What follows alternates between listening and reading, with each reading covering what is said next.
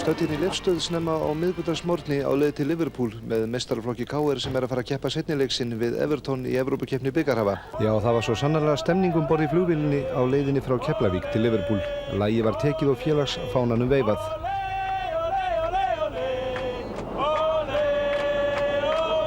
Þjálfarinn hins vegar lygndi aftur augunum og hvíldi sig fyrir komandi átök og það sama gerði markvörður KR-inga. En aðrir litu í blöðin.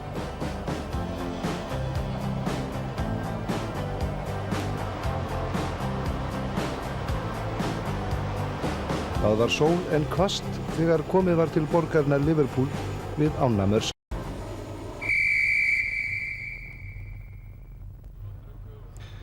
Og það var engin miskunn því strax sama dag og komið var út til Liverpool fór KR-lið á æfingu á leikvangi Everton, Goodison Park, glæsilegum leikvangi sem tekur 40.000 áhorfendur, alla í sæti og allar aðstæður hinnar glæsilegustu. Og mönnum var sagt til syndana á þessari æfingu, enda mikilvægur leikur framundan. Það eyðileggja góðan leik heima, þeir virðingunni við það að þeir verði bakaðir hér eitthvað 6-0. Nokkra mínútur í viðbót, áfram. Já, nokkra mínútur í viðbót sagði hann og það sáust hlutir þarna sem þjálfarinn var ánægður með. Góð pressa! Þetta fannst Guðjóni Þórðarsyni góð pressa en hann var ekki alls kostar sátt við það hvernig þeir rauðklæddu léku varnarhlutverkið, sem sagt heldur máttleysislega. Spil í 8,5 mínútu, eins og rauðir spila vörnina, það er búið að vera hægt að gera 3 mörk. Það átti greinilega ekkert að gefa eftir á þessum glæsilega leikvangi þegar til kastanin kæmi, en það valdi yfirþyrmandi að vera þarna á þessum stóra velli á óvinna grund.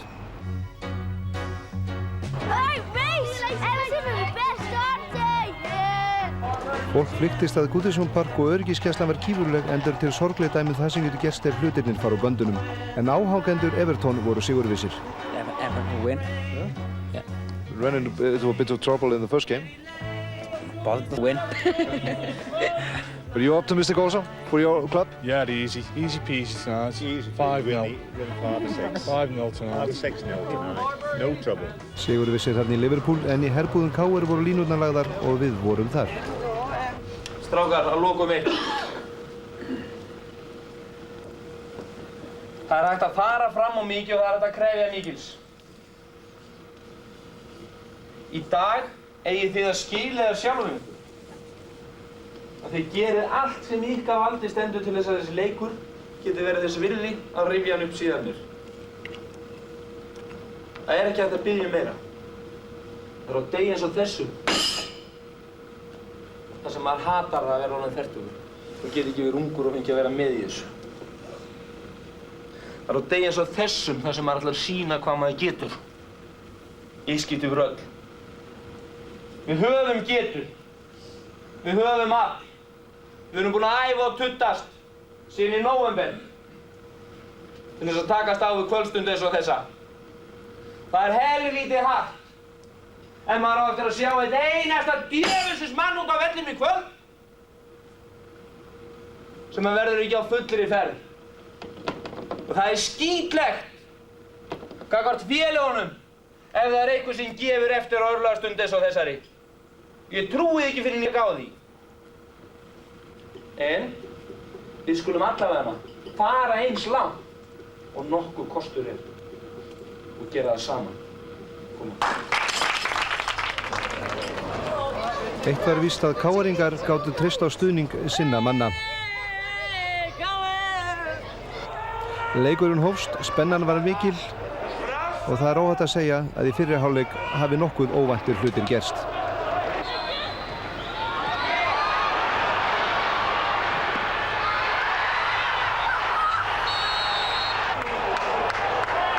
Litla félagi frá Íslandi tók forystuna og þannig var staðinn í hálfleik. Í fyrri hálfleik gerist þetta sem fekk miklu umfjöllun í breskum fjölmiðlum eftir leikinn. Snillingurinn Amokachi lenti í samstuði við samherja og fyrirliða KR með þeim afleiðingum að hann rotaðist og var fluttur á sjúkrahús en reyndist sem betur fer ekki alvarlega meiddur.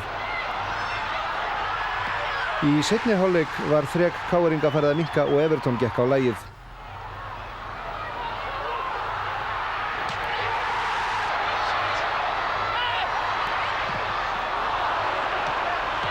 Þeir skoruðu 3 mörk og lokastaða leiksins var 3-1.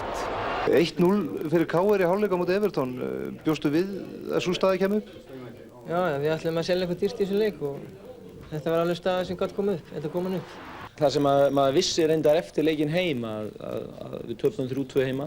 Við höfum hæglega ekkert unnið að 4-2 og við töpum leiknum heima.